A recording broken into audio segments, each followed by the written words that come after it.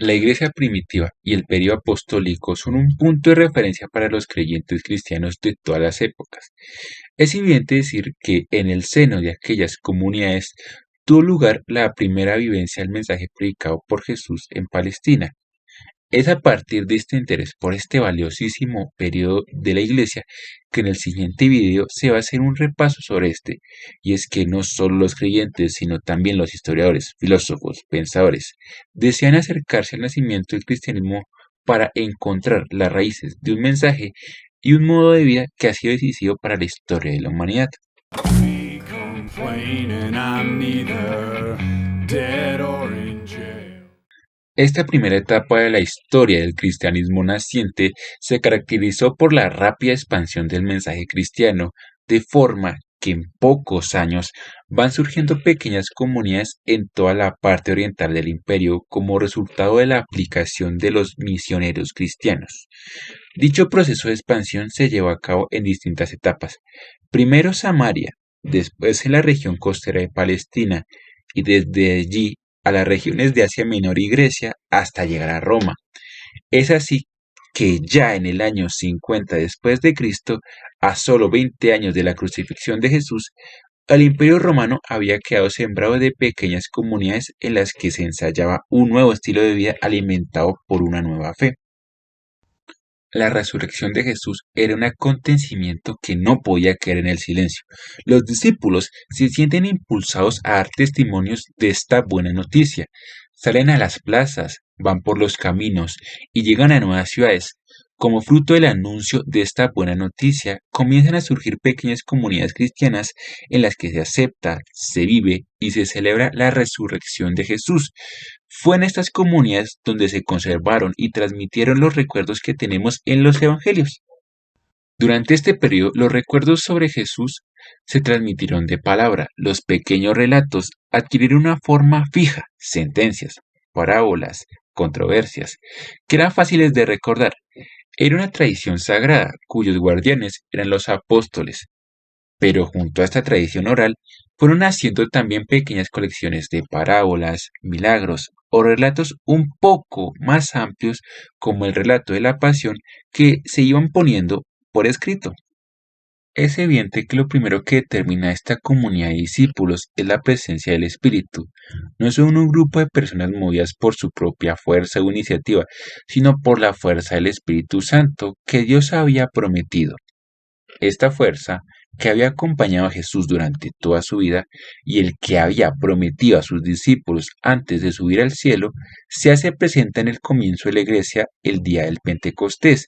Y es que el Espíritu es quien expande el Evangelio hasta los extremos del mundo, alentando siempre a la iglesia y moviendo a los discípulos a dar testimonio de Jesús. Se manifiesta una iglesia misionera en la que los discípulos no dicen su propia palabra, sino que dan testimonio del acontecimiento central de la historia, la salvación de Jesús. Este es el mensaje que proclaman con alegría, sin miedo, con valentía a pesar de las muchas persecuciones y dificultades que los acompañaban desde el principio y que nunca los abandonan.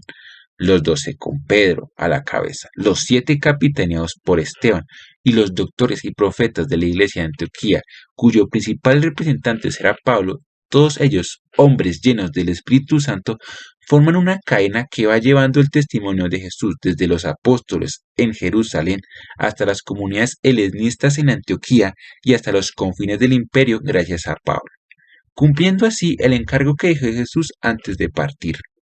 No obstante, el impulso misionero de la iglesia primitiva se presenta en el marco de una experiencia comunitaria. Pedro da testimonio junto a los demás apóstoles y sus palabras traen nuevos miembros a la comunidad. La iglesia de Jerusalén ora mientras él está en la cárcel. Pablo y Bernabé parten de Antioquía y cuando regresan, comparten con aquella comunidad su experiencia misionera.